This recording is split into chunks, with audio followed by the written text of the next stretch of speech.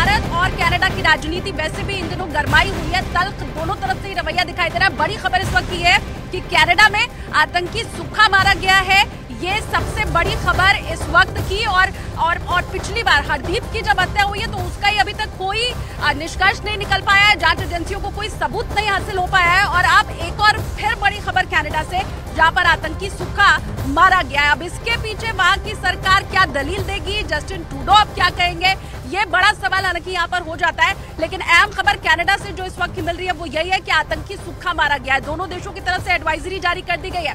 Canada ये कह रहा है कि भारत जाने का आप अगर प्लान कर रहे हैं अपने नागरिकों को तो जरा संभल कर जाइए। और इधर भारत सरकार की तरफ से भी कनाडा में रहने वाले भारतीयों को जो वहां जाना चाहते हैं उन्हें एडवाइजरी जारी की गई है। इन सब के बीच क्योंकि दोनों ही तरफ गर्मा गर्मी इस वक्त बनी हुई है और ऐसे में अहम खबर यह है कि आतंकी सुक्खा कनाडा में मारा गया।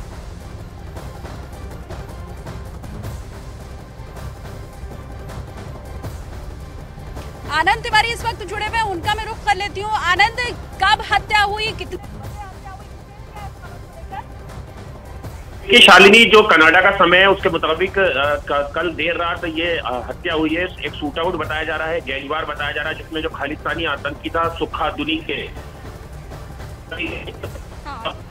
पुलिस से अलर्ट हो गई है। बता दें कि सुक्खा इनाम भी रखा था, पुलिस के लगाया था और अर्श जो आतंकी है खालिस्तानी उसका बेहद करीबी है। हालांकि अभी किसी भी की जिम्मेदारी नहीं दी है।